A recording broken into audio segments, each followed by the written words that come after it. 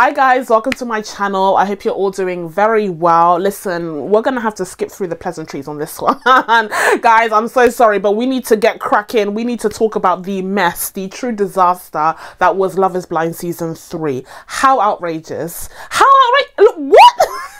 I have so many thoughts, feelings, emotions about what I just witnessed, and I'm sure you guys do as well. So we're just gonna jump right into this. I already came prepared. Please. As per usual, of course, if you haven't already, please be sure to subscribe to my channel. Make sure you turn on your notifications so that you can be told when I upload next, and be sure to like this video if you enjoy these kinds of reviews from me. It's going to be very casual. You guys already know, if you've watched my review of season 2 of Love is Blind, like, we're just having a chat. We're just having a discussion.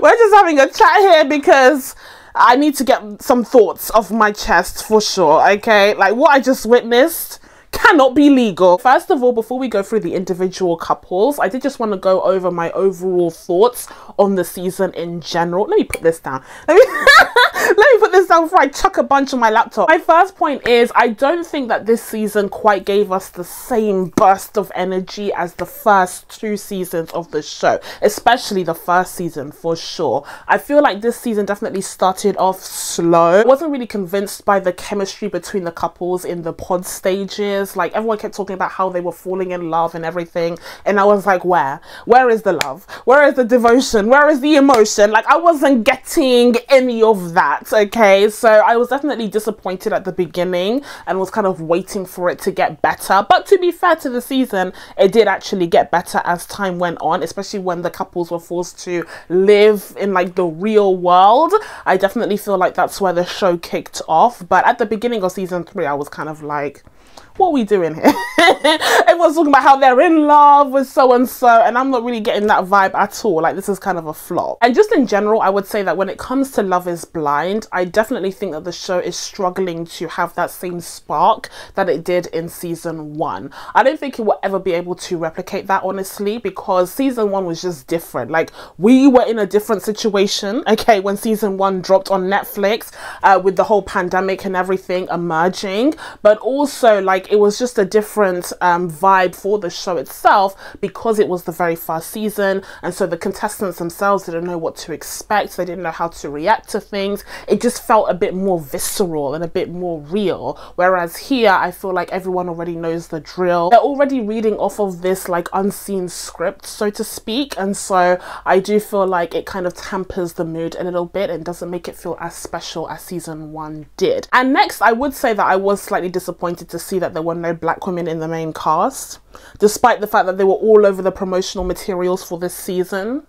What's up with that, eh? Listen, at the end of the day, the people who get featured for the season are the people who end up engaged. So if there were no black women who ended up engaged, then, you know, that's why we've ended up with none of them in the main cast. But I still think it's a shame to not see any of them be represented, especially because of the false promises of the promotional material. Having said that, though, a part of me is like, do I really want my sisters to go through the hell that some of these other women are going through on this show? Like, do I really want that for them? I don't know.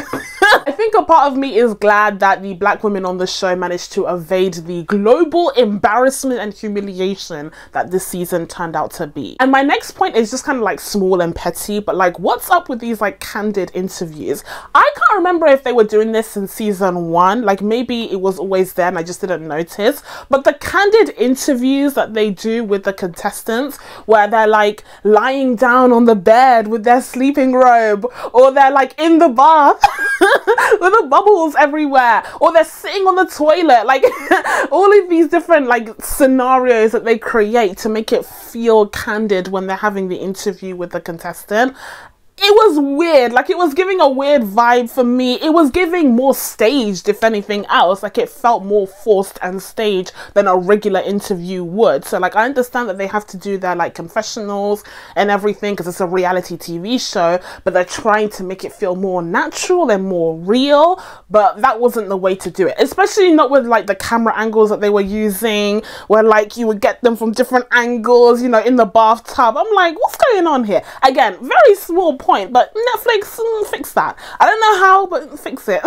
And my final general point for the season would be that this is starting to feel more like a fame game. Now, this is interesting because I wrote this before seeing the reunion, and this is something that actually Vanessa touches upon during the reunion, where she said that like there are some people who enter the process just to get famous, to be on Netflix, to have that global platform. But I do feel like some people may have slipped through the cracks. We'll talk about it.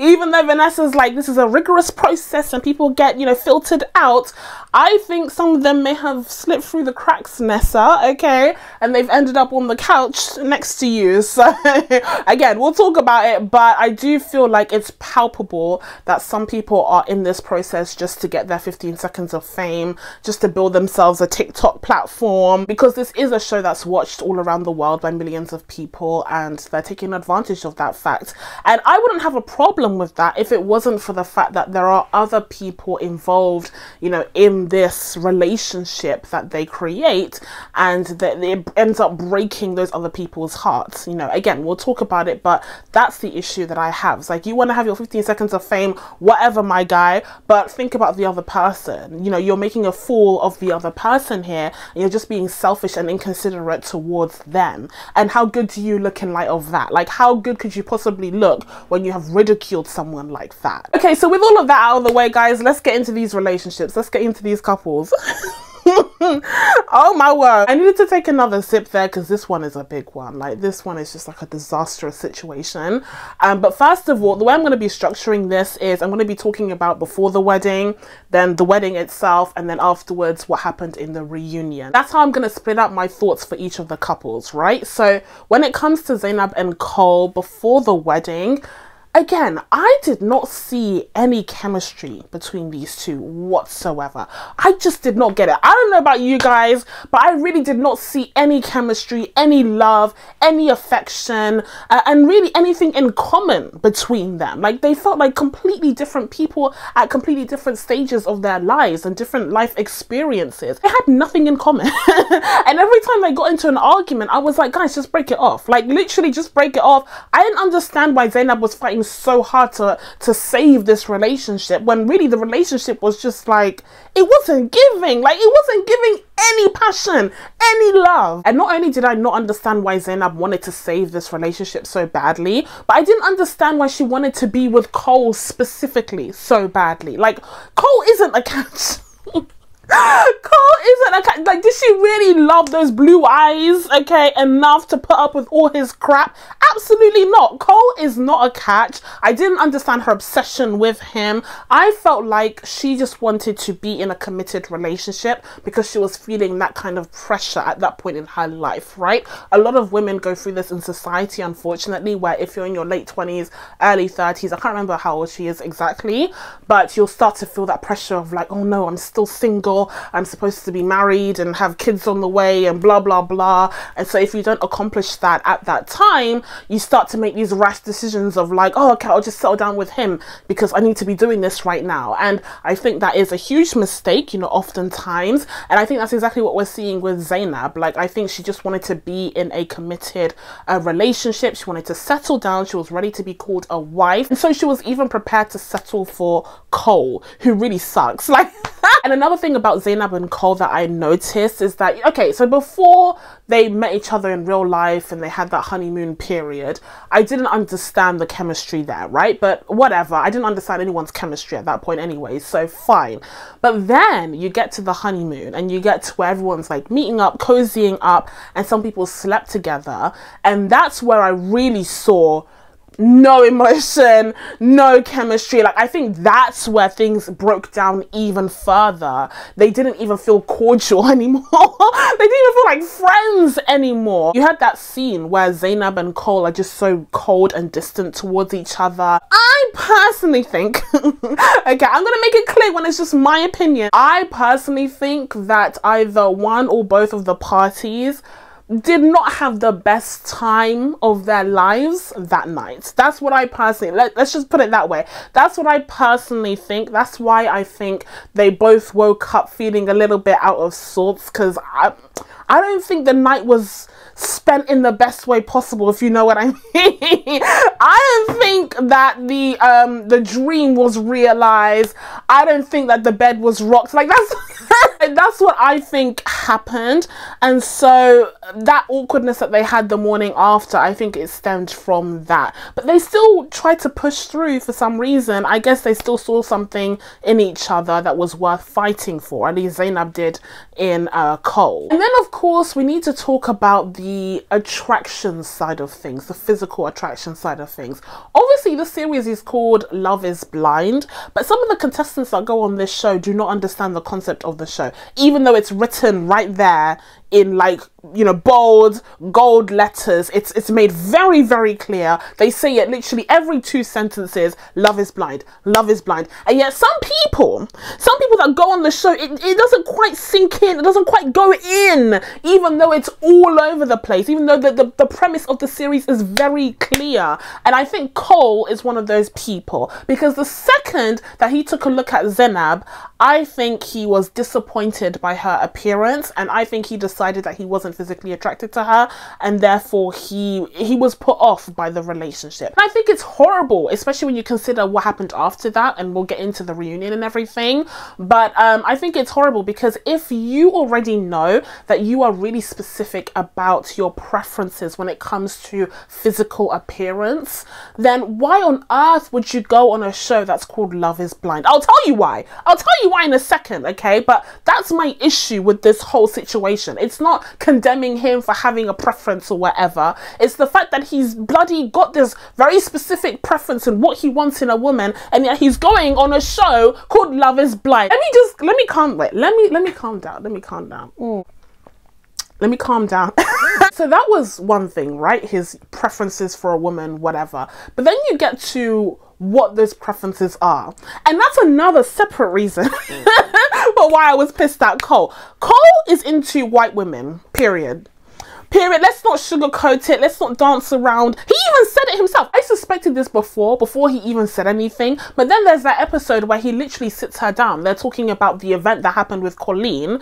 And he says himself that I don't typically go for women that are called Zanab. I typically go for women that are called Lily. Cole is a scoundrel. Cole is a racist scoundrel, and I hated the fact that Zanab still was trying to fight for a relationship with a man that sucked so much. Oh, it made me so angry. But then let's talk about the whole situation with Colleen. Cole literally goes up to Colleen during the pool party, and he's talking about how she's his type. She's the kind of woman that he would usually go up to. You know, she is everything that he wants in a woman and more. And she's just like laughing it up, like giggling, Cole. Despite the fact that he has proposed to another woman, despite the fact that he had a chance to propose to Colleen, right? They were dating as well, but he chose Zanab regardless, because he said he had an emotional connection with her, whatever. And for him to turn around and do that, for him to turn around and humiliate her, to disrespect not only Zanab, but also Colleen, technically, and also Matt, her fiance, disrespecting everyone involved. I can't stand that stuff. It happens every single season, but I just cannot stand it. Now, another issue that I noticed when it came to Cole and Zanab's relationship was obviously the whole lifestyle discrepancy, shall we say, to put it lightly. Guys, the shot of Cole's toilet, his bug-infested toilet, when him and Zanab went to his apartment, I was just like, this, honestly, like, this would have been a deal breaker, like, just on its own. And I saw the state that his flat was in, the fact that his toilet was so filthy, the fact that even the way that he lives, the way that he's like throwing things around and he's just being so messy and disgusting and cooking unseasoned chicken. This man is not a grown-up. This man is a child.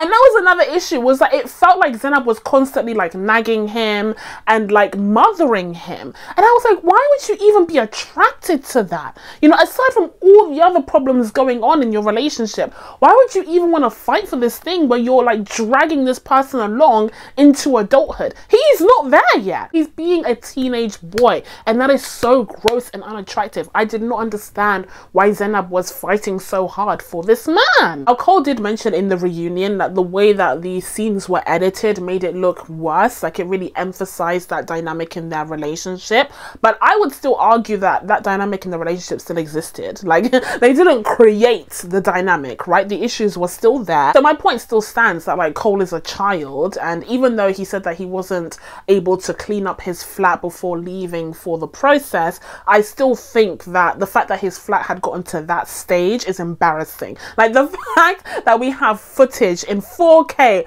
of Cole's flat looking like a pigsty is humiliating and certainly not attractive in my eyes. Another thing that we need to address was the whole bipolar thing. This made my blood boil. This made me so freaking angry, guys. So they're having this discussion where Cole is pointing out that Zanab is a little hot and cold towards him, and he has the audacity to say like, oh, do you have bipolar? Like, because I'm trying to understand why you're being so hot and cold towards me and everything. I was just sitting there like, how dare you? How dare you ask that question? Like, even if she did, here's the thing. Even if she did have bipolar, which, by the way, this is just him trying to gaslight her, but we'll get onto that. Even if she did, though, why on earth would you raise such a sensitive and private matter in front of the cameras, in front of the whole world, for you to have this discussion in front of the whole world against her wishes, without her permission? Like, what was the logic? Do you see what I mean by him being an actual child? Like, he does not think things through. The fact that he's asked someone, do you have bipolar disorder, as a sort of offhand comment to gaslight her emotions, it just made me so angry. It made me so angry. I was so pissed off at this guy. In my opinion, the reason why Zanab was so hot and cold towards him is because I think she had like actual emotions towards him. Like, she had actual feelings for him, but every single time he did something stupid or said something stupid or put her down, you know, those feelings went away. They went out of the window, and so she was left just feeling pissed and angry at him. I think that was what was going on. It was a constant like up and down because it was in reaction to what he was doing. It was in reaction to the version of Cole that he was giving her that moment. I think the scene of them cooking together is a perfect example of this. The fact that he wanted to make this kind gesture towards her, cooking her a nice meal, only for him to F everything up, only for him to not have a clue what he was doing, cooking unseasoned chicken, and then starting a water gun fight in the middle of the kitchen whilst they're cooking with searing hot oil in the pan. Like, that to me encapsulates the problem that Zanab had with Cole. And I think Zanab's like effort to try and make this relationship work is even sadder when you take into account what I think was really going on. Okay, what I believe, and that is that Cole is a plant. Okay, Cole did not go into this process wanting a serious relationship. He didn't want to fall in love. He didn't want to get married. I think he came into this process for the clout. Absolutely. I don't believe a word that he said in the reunion personally, because I don't see it. Like, I don't see him making an effort to be with this woman. Like, I just saw him playing around, telling stupid jokes, just being a dumb guy, having the time of his life on these vacations and getting clout, you know, getting that airtime on Netflix. I think that's literally all that he cared about. And again, it really made me sad because Zanab clearly was in this, you know, for an actual relationship, you know, whether it was for societal pressures or not.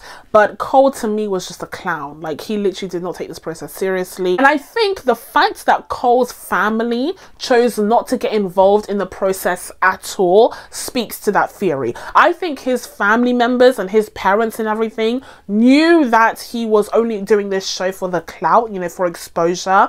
They knew that he wasn't going to be taking this seriously, and he wasn't really serious about getting married. And that's why they didn't show up to the wedding. That's why they didn't get get involved with any of this process. And it's so sad, again, because Zanab was in this. You know, she lost both of her parents, but she still involved her stepmother, who basically raised her, and she wanted her to be a part of it because she genuinely felt like she could marry this man. But to me, Cole was just taking it as, like I said, a chance for 15 seconds of fame, and it's just sad. And it also backfired on him because he looks like an absolute idiot. And then we fast forward over to the wedding day, where I was so happy that my girl said no. Oh my goodness, I was so relieved. Ooh, I was relieved. I have to say, the speech that Zanab gave when she was saying no to him was just like, mwah. It was everything I wanted and more. Like, yeah, give it to him, sis. She made it very clear that there was a bunch of stuff that we didn't even see that she had an issue with, you know, during their relationship, and they expand upon that a little bit more during the reunion, which we'll discuss right now. Let's talk about the reunion.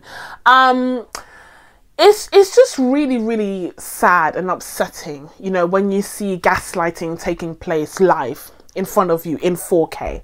Like, it's just like, wow, you know, to see a man gaslight a woman like this, it doesn't bring me any pleasure. At least it doesn't bring me any pleasure whatsoever. I think that's exactly what was going on with Cole calling Zanab a liar, telling her that the stuff that she went through was all lies. She was making up stories, just, you know, making it up for the cameras. And then we got like actual footage of the thing, which was just like bonkers to me. But anyways, the reunion was just shocking. Like, when it came to Cole denying everything that took place behind the scenes, and, you know, him apparently, you know, having told Zanab the day before their wedding that he made a pass on a girl during their bachelor party, and actually like asked for her number as well. And now all of a sudden, because the cameras are on, he's like, no, I never said that. Like, I never, no, what are you doing? You're making it up. You've got bipolar. No. What a scumbag. What a scumbag. Guys, like, I've run out of words. Cole just sucks. We know Cole sucks. Okay. And I didn't buy his whole thing of like, I fell in love with you, blah, blah, blah. Maybe he had feelings for Zanab, but he sure didn't know what to do with them. He sure didn't know how to treat her properly. You know, like, he literally was belittling her without even knowing, apparently, and to the point where she developed an eating disorder. Like, I just, it breaks my heart, truly. Again, like, Zanab, for this man? But yeah, it's just like, I was so sad to see this beautiful woman just fall so helplessly into this horrible man-child's lap. We need to move on to the other couples, but I'll just say that I'm really glad that Zanab did not end up marrying this man, because he's literally a horrible, terrible, gaslighting man-child who wasn't ready for a proper committed relationship, and he wasn't looking for it anyways, because all he wanted was 15 seconds of fame. And congrats to him, that's exactly what he got, except he looks like the bad guy. He is the villain of this season, or one of them at least, and so hopefully he won't be able to make much of those 15 seconds anyway. We love to see it. So next up we have Matt and Colleen. I don't really have much to say about this couple other than, again, I did not get the chemistry, the love, the passion from them either in the pods. But when they came out of the pods and they had that like honeymoon phase, that's when I started to see it. They were laying it on a bit thick though. It was like the opposite problem, where it was like all lovey-dovey and, oh, he's the love of my life and everything. And I was just like, yeah, okay, you know, they didn't, again, like, I didn't see what they had in common. I didn't see, you know, why it was that they chose each other specifically, but maybe it's because a lot of that stuff was cut out. I don't know. But from what I could see, it was very much like, you know, lovey-dovey in that dream phase. But then the second that a problem came around, I mean, to me, that relationship broke down real quickly. To me, it was wild. I didn't expect them to get back together, quite frankly, after that first argument. So yes, we do have Colleen be on the opposite side of the Colleen-Cole exchange, where she was, I don't think she was like overly encouraging Cole's, you know, comments about how, you know, she was his type and everything. I don't think like she was overly enthusiastic, but I do still think that her partaking in it was very disrespectful to her engagement and to Matt. And I think the fact that she was like, oh yeah, like in the real world, I'll definitely, you know, get drinks with you, whatever. Like, that's not necessary to say. Like, you guys dated, you had a chance to get to know each other and it didn't work out. Leave it alone. Like, I agree with what was it Nancy? I can't remember who said it, or Raven. Someone said it in the reunion where they were like, listen, at the point where you are engaged to someone, you have to leave behind the old prospects, right? Like, the people that you dated before, they need to be in the past now. And yeah, you might have certain reactions to seeing them physically, but at the end of the day, you made your decision. You're on the show that's called Love is Blind. Oh god, it's called Love is Blind. So let's just stick to the person that you chose and try to nurture that relationship instead of focusing on other people. Now, I want to give Colleen a little bit of credit because she was the one to go up to Matt and tell him what happened, but I'm not going to give her too much credit because it's not the real world. So like, he would have seen it eventually. You know, like if it was the real world where there are no cameras around and he wouldn't have known unless she had told him. I don't know for sure if she would have told him in that situation, but because there were cameras around and she would have known that it was like a juicy moment that the show would want to, you know, air. So I'm not going to give her too much credit because, like, sis, you know that he would have seen it eventually, right? But still, she did tell him and his reaction was explosive. His reaction was quite telling. I don't think that Matt... I personally don't think that he was ready to get married, honestly, because of just how much anger and how much baggage he still has from his previous relationship where his ex cheated on him. I just think that it has had such a detrimental effect on this guy, that he has serious trust issues, and I don't know if he was ready to jump into another relationship. I don't know why he came on the show so soon after it happened, you know, before resolving the issues that he had after that previous relationship. Matt was just like so angry. He was so angry about the idea of another woman playing him and, you know, how dare you waste my time, play me, all of that. Like, all of that language, that verbiage that he was using was just really like uncomfortable for me. It made me feel a bit icky. And then you had that other argument where he was like really pissed at Colleen for going out at 2 a.m. with her friends, and he was like, it's a Wednesday and it's 2 a.m. and how dare she, like, where is she right now? Like, he was really pissed. He's giving controlling vibes, honestly, because of his experiences with his previous relationship. I think he wants to have a lot more control over this, you know, new person in his life. And I don't know if that's gonna, you know, work with Colleen. But again, you know, they seem to have gotten on just fine, because in the wedding we see that they end up getting married. And you know, fine. If I'm being honest, I skipped most of these scenes, the wedding scene for Colleen and Matt, because I just like didn't care. At the end of the day, they weren't the couple that I was the most invested in. Like, it was just like fine, you know. I mean, Colleen's own parents even mention how Colleen doesn't really get into deep emotional stuff. Like, she doesn't really talk about deep things, and that's the vibe that I got from their relationship. Even though Colleen kept saying like, oh, but Matt gets me to talk about these things, I didn't really see that. But again, we only saw a snapshot of their relationship, to be fair.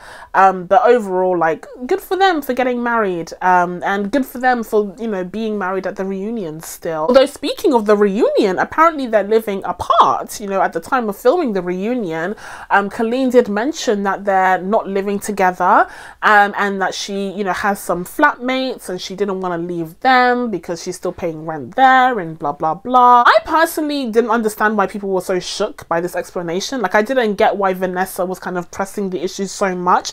I found it to be like a decent explanation. Like, you know, she still has a lease in this other place and, you know, she hasn't been able to get out of it yet. I agree that it would be a little selfish if she just like up and left and her friends were stuck with paying an increased amount of rent, you know, unexpectedly just because she got married. You know, I do feel like the right thing to do is to wait out, you know, the lease until it ends, and then they can move in together. Like, that makes perfect sense to me. I didn't understand why Vanessa and them were just like, what? You're not living together? Like, if you'd given me another explanation, I'd be like, oh, that's a bit sus. But the fact that she clearly stated that, you know, her lease isn't up yet and she can't get out of it, well, it seems fine to me. And Matt himself made it clear that Colleen works like several jobs on top of being a ballerina. Oh, by the way, the ballerina thing. The ballerina thing. Here's the thing, I actually thought that Colleen was one of the people who are only chasing clout on this show at first. Like I thought that she wasn't really committed to Matt, and so I guess I was a little bit surprised that she said yes at the wedding, because I genuinely thought at first that she was just there for the clout and for the airtime. And one of the things that cemented this was the scene where she was dancing, you know, she was doing her ballet dancing, I guess to kind of prove that she is an actual ballerina. But to me it felt like she had perhaps asked the show, asked Netflix if she could just get that one scene of her dancing really, really well as a kind of, I don't know, like audition tape maybe, like just a kind of something to show the dance companies, because I don't think she's a full-time dancer. Well, I mean, Matt kind of confirmed this, but I think that she perhaps is out of work when it comes to dancing, or is looking to improve her portfolio, and maybe she was hoping that being on the show and dancing on the show, showing that footage to dance companies would help her in that way. I think that's what was going on, and in the meantime she has like other jobs that she's working, and apparently she works really, really hard, so like all the respect to her. But I think that was what was going on with the whole ballerina thing because I did kind of side eye her when she was like, I'm a ballerina, and you know, obviously I'm not judging anyone's body, anything of the sort, but just from what I know of ballet dancers, they are very slender, like they are very, very thin. I myself wanted to be a ballet dancer when I was like, what, 3 or 4, but I unfortunately did not meet the standards, okay, even at that age. So yeah, I know a thing or two about, you know, how thin ballet dancers need to be, and Colleen did not really fit that image to me. So yeah, you know, I don't know her situation obviously, but I feel like she used this platform as a chance to showcase her abilities, and good on her, and she managed to snag a husband on the way out as well. Okay, so next up we have Raven and SK. This was a wild ride, guys. Let me just top up. This was crazy. This was a roller coaster ride. I have to say, Raven and SK was like the biggest surprise for me this season. Like I truly did not see any of this coming.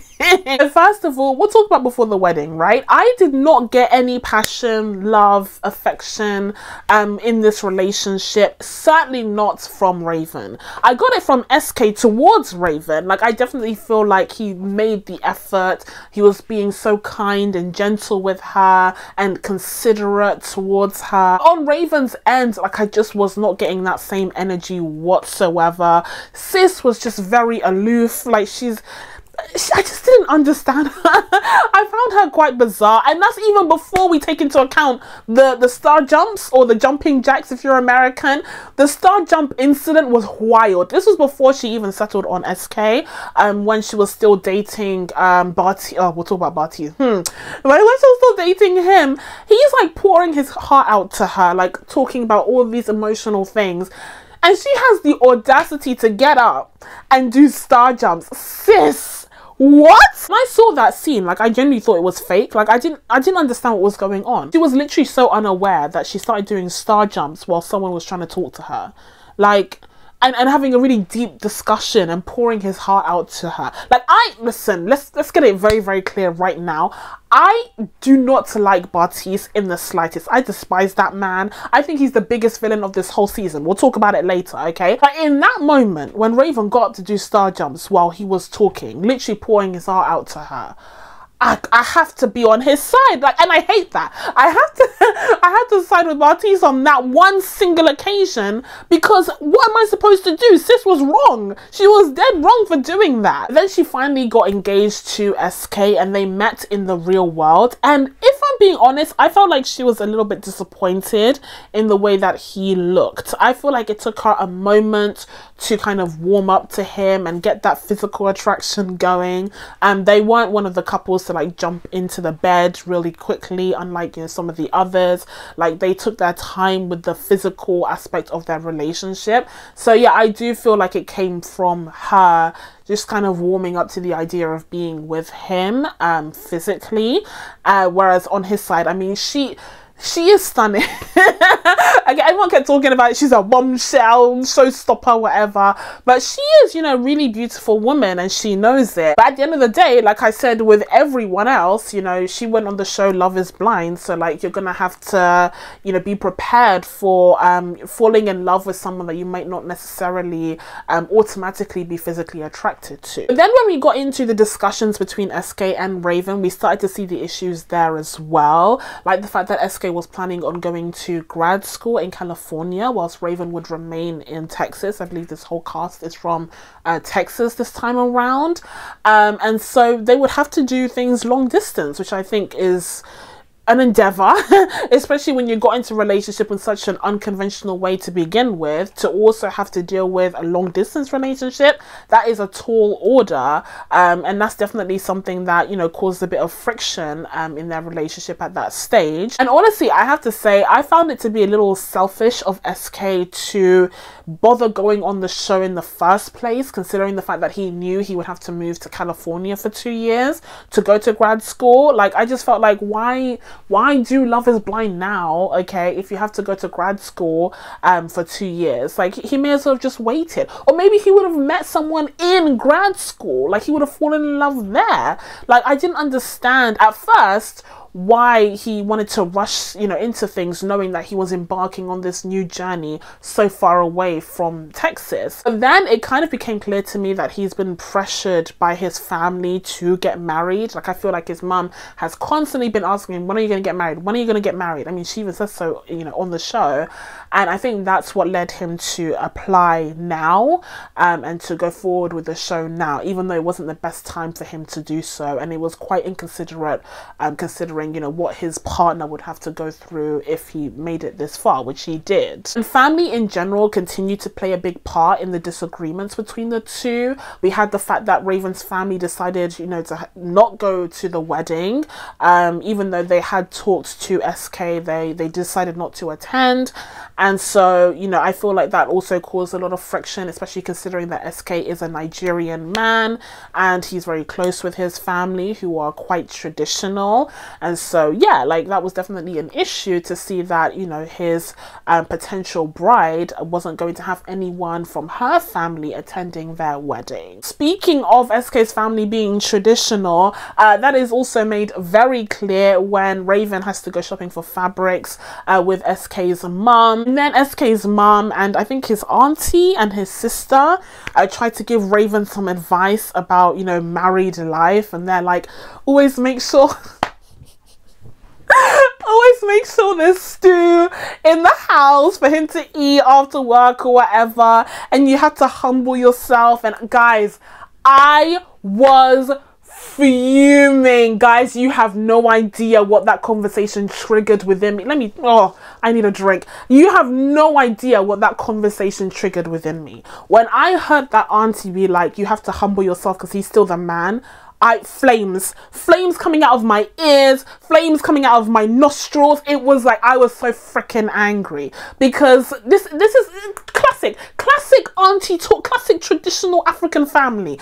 Absolutely, I'm not Nigerian, but I can absolutely relate to that. I know exactly what this conversation looks like. Okay, I already know the script to this conversation off by heart, because I've heard it so many times from so many different aunties. Like, oh, I hate this side of our culture. I hate the patriarchal side of the culture. I truly just cannot relate to it. It's not the kind of person or woman that I am to feed into this nonsense. And so I was so frustrated for Raven when she had to sit there and just like nod her head along to the nonsense that they were saying. Like, she is a successful woman. She's a 21st century woman, and they've already agreed, you know, she and SK had already agreed that they're not going to have a traditional marriage. So why are you stepping in telling her, oh, you need to make sure you cook stew, it'll take less than an hour, blah blah blah? Like, that's not the kind of marriage that they're gonna have. She's not gonna be there just waiting to cook for him, you know, when he comes home from work. She's also going to be working herself. She has a business, she does Pilates and exercise and all that. So who knows how much time she's gonna have to do all of that stuff. And plus, maybe she just wants to order in. Like, she doesn't want to eat traditional Nigerian food every single evening. Like, there's just no consideration for what she wants from this relationship. It was all about what he would want, you know, what she needs to do for him. And again, like I said, that's just the side of traditional African culture that I really, really despise. I will say though, speaking of the ugly side of traditional African culture, the fact that Raven, let's talk about it, you know I'm gonna mention it. The fact that Raven is a light-skinned, light-eyed, curly, but, you know, type 3 haired kind of girl definitely helps with this situation. I feel like the aunties, SK's mother, may have, listen, I'm not going to assume, but they may have had a different attitude if Raven was my color. Okay, me or darker. I think the fact that she is light-skinned gave her a certain, what's the word, advantage or privilege? I think privilege is the word that I'm gonna go for. Yeah, it definitely helped. Absolutely. That's why his mum was so happy to welcome her in, even though this is a crazy non-traditional process. And I think also, listen, I don't want to assume about SK, but let's just jump into my own thoughts, okay? Correct me if I'm mistaken down in the comments below. Listen, I'm happy to be corrected. But I think personally that the fact that Raven is light-skinned with the Eurocentric features, you know, all of that good stuff, right? I think that also would have helped SK to accept the less than traditional lifestyle that Raven is offering for their marriage. Okay, that's what I'm gonna say. I think that it helps to swallow that bitter pill. That maybe he is a modernist at heart. Okay, maybe he doesn't want that traditional lifestyle, but I think the fact that she looks the way that she does certainly helped in that decision-making process. That's all I'll say on that front. I will say I have been humbled by the season of Love is Blind, and certainly humbled by the relationship between SK and Raven, because listen, I was saying all this stuff before, you know, before the wedding. I was like, oh, because she's light-skinned, blah, blah, blah, blah, he's definitely gonna say yes, blah, blah, blah. Like, I thought I knew it all, guys. I thought I knew it all. But then the wedding came along. But then the wedding came along and I was shook, guys. I did not expect what happened. Okay, so we need to talk about the fact that SK said no to Raven. It went against all logic, everything I knew about the world. Like, I literally was just so shook.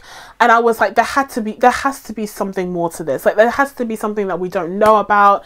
Something must be going on for him to say no to her, because she's such a bombshell, right? Like showstopper or whatever it is that Bartise said. For him to say no to her, like, what's going on here? I do respect SK for sticking to his guns. The fact that he was like, we had a lot of issues to work out. We had a lot of things that hadn't been ironed out yet, and I just want to take the time to get to know you better before jumping into marriage. Like, the fact that he made that decision, I thought was so earnest and mature of him. I think of all of the men, you know, in this process, SK really was devoted to finding a wife and a life partner, and the fact that he ultimately said no for the right reasons just made me respect him a lot more. But then what really shocked me was the fact that Raven was so devastated. Guys, I did not see this coming. I didn't realize that Raven had like truly fallen in love with SK. Sis was down bad. She was so sad. I don't believe she was playing it up for the cameras. I think she genuinely was upset. And honestly, like, that's really sweet. Like, I actually got teary-eyed looking at it. I was like, oh, like, they actually fell for each other, and she really, I think, was gonna say yes. I had predicted that she was gonna say no based off of her mannerisms, the way that she talked. Like, it just didn't feel like she was as into him as he was into her. But on that, you know, on that wedding day, she seemed gutted when he said no. So yeah, ultimately he did say no. She was really upset, but we fast forward onto the reunion and they're still together. I'm so happy for that. Mazel tov. I am so happy for them. This was the unexpected couple of the season. Like I said, like they made me question everything that I know. But I'm rooting for them, honestly. I don't know if they're still together, but I am truly rooting for them. Not only did they not get married, but they're still together and actually exploring a proper relationship. Long distance, mind you. Okay, because Sir is still going to grad school. Yeah, just well done. Congratulations, guys. I'm happy for you. Okay, so the next couple up that we've got is Alexa and Brennon. I really like these guys. I really, really did. Even though their story wasn't the most dramatic, it felt, you know, earnest. It felt genuine from the very beginning. And I just feel like this is the connection and chemistry that I was looking for in the others. Like, they just felt so genuine together, even when they were in the pods. To me, this felt real. Most of the other relationships felt so fake and surface level, but here we have Alexa and Brennon like actually, you know, getting together and falling in love, and you can actually see it on camera. Like, I thought it was really convincing, and I was really, really happy that they ended up together. I mean, the only thing of note from their, you know, pre-wedding situation was the fact that Alexa's family is clearly very wealthy. Okay, Alexa's family, she is well off. She is from a stereotypical, you know, well off Jewish family. So like, sis has never had to worry about money in her life. In the meantime, you have Brennon, who's obviously had to work really, really hard. He's from humble beginnings. Like, sir, I can relate. Like, me and Brennon like this. Okay, me and Brennon, I would end up with a Brennon for sure. Me and Brennon like this. Okay, so yeah, like, I appreciated the fact that he was much more humble, but at the same time, when they got together, it didn't feel like such an unbalance. They did feel right as a couple. I really like Alexa and Brennon. I would love to join them for like a dinner, like Thanksgiving dinner. I mean, like, I would go to theirs because ain't nothing happening here. If they could invite me. And Alexa did mention in the reunion that when she was looking at the footage of them together, she seemed like a bit cold and dismissive of Brennon, which I agree. Like, she did feel a bit cold at some points, but she just explained that like that's the way that her family shows affection. Like, they're a bit sarcastic and jokey, and when you meet her family, you do see that they're, you know, they love each other very much. They're very close, but they have that kind of, you know, zany attitude, and it just spices things up. I think that Brennon is a lucky man to, you know, be welcomed into this family. I think that they're just really great together, guys. I don't know what to say. Okay, also, I love the fact that Brennon like embraced the, you know, Jewish traditions, even though it's different from what he's used to, and the fact that, you know, he was talking to Alexa's father in a really respectful manner, but it didn't feel like he was reluctant. You know, it felt like he was actually happy to be there. And I think that was the difference between his interactions with Alexa's father versus Raven's interactions with SK's mother, is that the whole time she was like, okay, I'll do this, I guess. Whereas Brennon was actually like, okay, yeah, like, I'm up for this. And they made jokes about circumcision and everything. But I do feel like it was just a lovely union. Like, this is, honestly, this is like the best case scenario for Love is Blind. It really is. I mean, it's not quite giving Lauren and Cameron. Like, I don't think we can ever replicate the spark and the spice of that relationship. But these two are a really great couple. I would say that they're up there in my top 3 probably of Love is Blind couples for sure. Also, side note, this is very petty and irrelevant, but I couldn't help but notice that Alexa's stepmom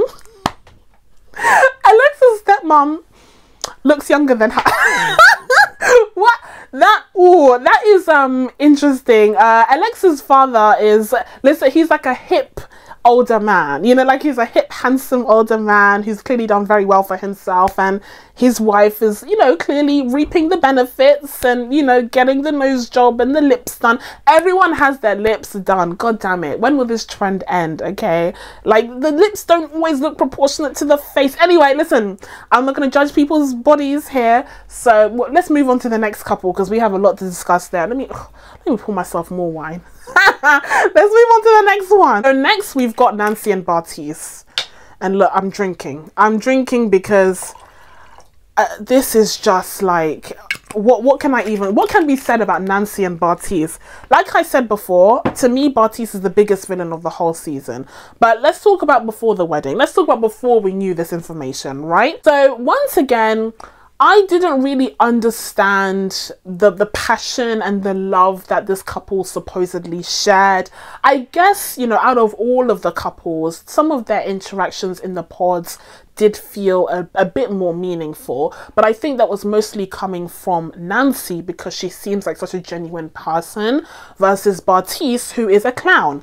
This was another example of me just not understanding why the woman wanted to hold on to this relationship so badly. Like, why is she just desperately wanting to cling on to this, you know, sinking ship, despite the fact that the guy was literally putting in not even an ounce of effort, and it just wasn't convincing, and it just felt so disingenuous. Like, it broke my heart to see Nancy in such a state over this, like I said, clown, literal clown. I want to make it very clear before we dive in further in this relationship, I think that Bartise was there for clout and clout alone.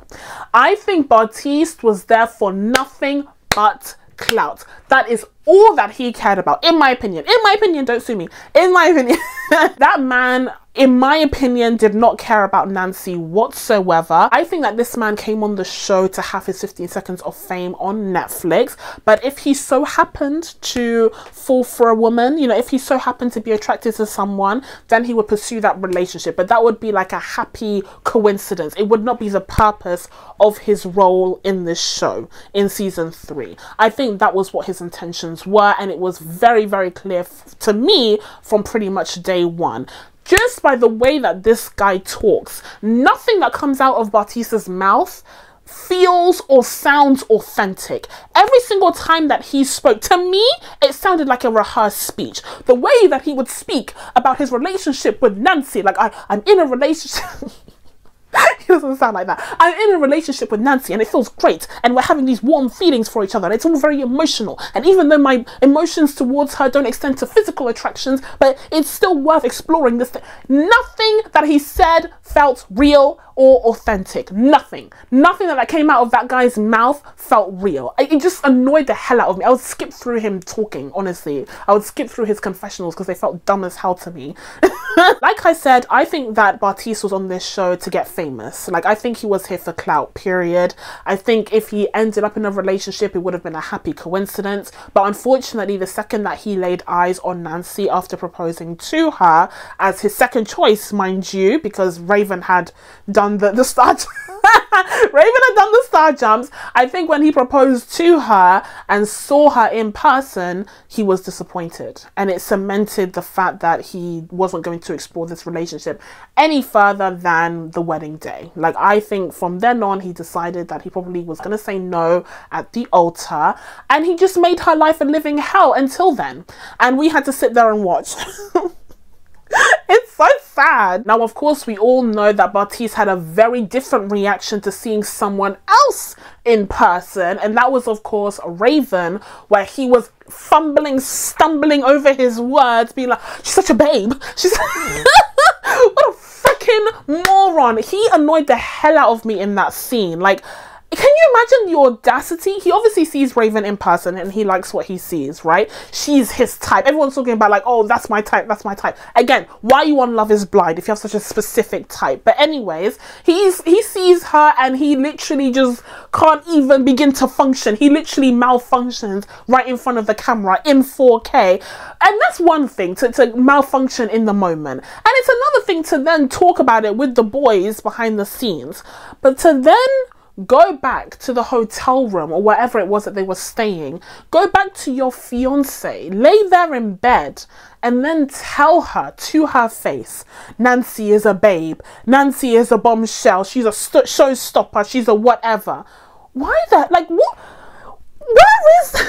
Where is the cognitive ability? Like, where is the logic? Where is the consideration? Where is the empathy? That's my question. Where is the empathy? Like, why are you not considering how this other person may feel in light of what you're saying right now?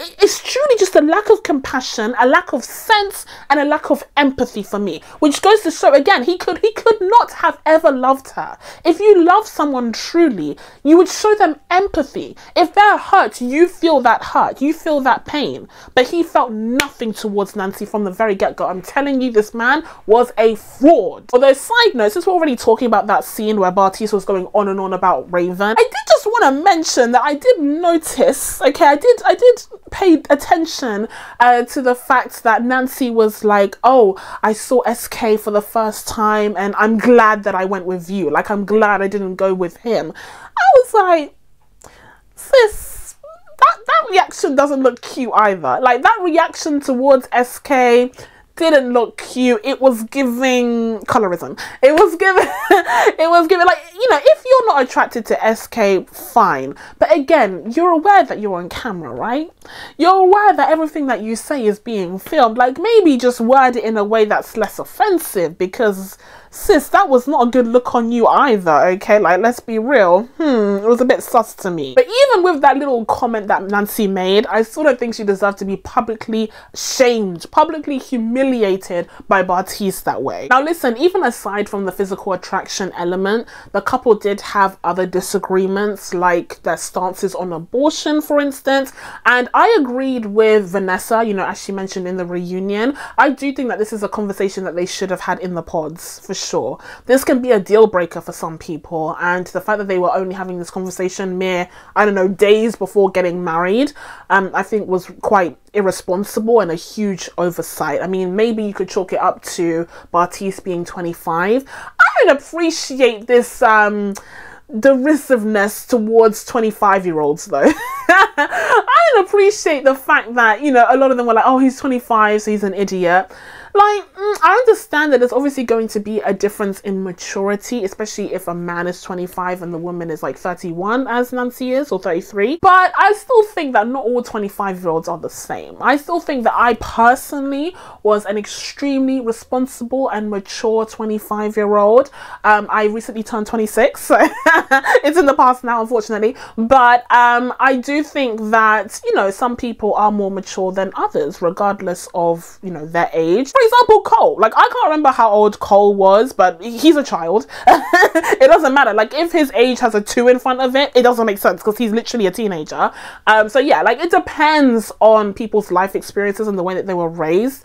I think that's more of an indicator than age on its own. But unfortunately, the point is kind of mute because Bartise ended up proving her right because he was an absolute F-boy. Like, he could not be taken seriously. Anyways, when it came to the abortion discussion situation, you know, the couple got a lot of praise for discussing this so frankly in front of the cameras and everything, and I think that is bold, especially considering everything that's happening in politics in America right now, and the fact that they're both Texans. Like, ooh, that is a bold thing to do. But I do think that this should have been a discussion that they had earlier. Yeah, because it was essentially a pro-life versus pro-choice discussion, and that's a very fundamental thing, especially in America where people are very religious apparently. Ooh, the UK is nowhere near as religious, by the way, so it's kind of like different for me. But yeah, very religious folks, so this is definitely something that should have been raised earlier. But then fast forward over to the wedding day, and this was the most eventful wedding day sequence that we got, and it makes sense then that they left it as a kind of cliffhanger after episode 10, because my goodness, my goodness. So we see Nancy say yes, obviously, because sis unfortunately has a very low self-esteem. I don't know if it's like a self-esteem or like she's so desperate to be a wife, like she's so desperate to get married, and she's at that age, right? You know, society tells you that you should already have accomplished these things, so she is just like gripping onto this relationship even though it's like sand and it's like slipping through her fingers for a reason. So she ends up saying yes at the altar. And then you flip over to Bartise, who I could have told you after episode 3 that he was going to say no, but he ends up saying no. And she is truly shocked and shaking, and she, you know, walks out. They walk out together to have a discussion. I was like, what is that to talk about? You said no.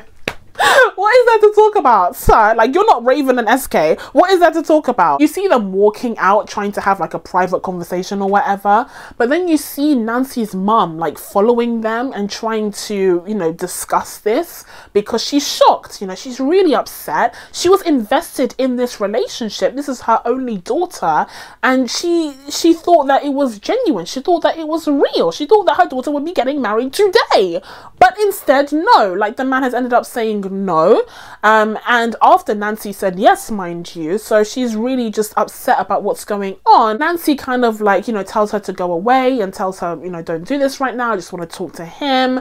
And on the one hand, I understand why she wanted to talk to Bartise in private, because it is a discussion between them. I do feel like you see yet another example of the difference between collectivist thinking and individualistic thinking. It's a similar thing to what we saw with SK and his family and his mother, right? Like, the idea that even though you're in a relationship together, it's not just about you two, it's also about the wider family. And that's something that Raven couldn't quite wrap her head around, because she is used to an individualistic culture, you know, living in America, and so she thought it was okay that her family didn't show up to the wedding. It wasn't ideal, but you know, it's understandable that they made that decision, whereas SK and his family really struggled with that, because it's all about family. It's all about the family unit in collectivist societies like Nigeria, and I think it's a similar thing here with, you know, Latin American societies as well, where there's a greater emphasis on family, and that's why Nancy's mother wanted to be a part of that moment, but that's also why Nancy told her to go away, because she understands that, you know, for the context of their culture, it's important for her and Bartise to talk one-on-one, you know, alone, because they are in that relationship together. But having said all of that, I have to say it was so badass to see Nancy's entire family ganging up on Bartise. Like, I was living. I was so happy when they were all ganging up against him, and her brother, oh my god, her little brother was so angry. I think the whole time, like, he thought that Bartise was a phony. I think he could smell it from a mile away, and so he was really pissed that he ended up being right. Like, he kept saying, I didn't want to be right, I didn't want to be right, but yeah, he saw it coming from a mile away. Like, I wish Nancy had the sixth sense that he did, because truly, like, this guy was playing her the whole time, and sis could not even see it. But I was happy, to be fair, that when they did get a chance to speak, Nancy told Bartise everything that I wanted her to say. Literally, like, I was so scared that when she was shooing her family away, she was gonna try and work things out with Bartise and try to, you know, start up their relationship again or whatever, try to get him to love her for who she is, as she kept saying. But I was so happy that in the end she was like, nah, like, you ruined it, we're done, there's no second chance. Like, I thought this was going to be our day and it didn't end up being that way, so like, we're done now, there's nothing for me to say to you. And yeah, honestly, I think for that, you know, relationship, for that couple, that was the right way to go. And then when it comes to the reunion, of course, you know, Nancy and Bartise are one of the most explosive relationships, you know, in the whole season, so they focused on that, with Bartise just again throwing out these rehearsed lines that mean nothing, that feel disingenuous, that feel practiced, and yeah, like, everything about him just feels fake and theatrical, you know, like he learned his lines, whereas Nancy, everything that she was saying felt like it came from her heart. Like, she was literally just crying, and she really struggled to get, like me, she really struggled to get out her words. Like, this to me was just so much more genuine from her side than it was from his. And like I said, I think that Bartise is the biggest villain of the season because of just how disingenuous he was. Like, he and Cole were tied going into the reunion, but after the reunion, even though I'm not fooled, don't get it twisted, I'm not fooled by Cole, okay? But seeing him kind of get upset and crying his crocodile tears, I thought at the very least maybe he had one singular emotion for Zanab, like just one little spark of something for her, even though he destroyed that woman. But in the case of Bartise, I feel nothing still. Like, he was like, oh, it's breaking my heart, but like, he's literally, he looks fine. He looks absolutely fine. This guy is fake as fuck. And then you get to the part where Alexa, sis was not having any of it. Alexa was giving Bartise the evil eye the entire time. When Alexa reveals to the group that Bartise moved on the next day, he went to some boat party a few days after the wedding, and he was seen with like this blonde, you know, tall woman, exactly his type, right? Like I was just like, this confirms again what I already knew. He's the biggest villain of the season. Like he did not care in the slightest. And then he tries to turn it where he's like, oh, like this is just the way I cope, and I'm not going to talk about my sex life. No one was asking him to explicitly explain his sex life. Like literally no one was asking him to do that. They were trying to ask him to answer for his actions following the wedding, but he tried to evade all accountability, all responsibility, and he just looked like a bumbling fool as a result. I'm so happy that Alexa and Nancy and Raven, everyone, I'm so happy that everyone called him out, because truly this man was the clown of the season. Every season needs one, guys. Like last season we got who? Shake, I think it was. Yeah, Shake. Last season we got Shake, and now he gets to pass on over the dunce cap to Bartise. But that's it from me, guys. Now that I told you guys my thoughts on Love is Blind season 3, it's time for you guys to let me know what you thought of this season down in the comments below. Please be sure to subscribe to catch new videos coming up. Thank you guys so much for watching. I really appreciate it, and I will see you in the next one. Bye.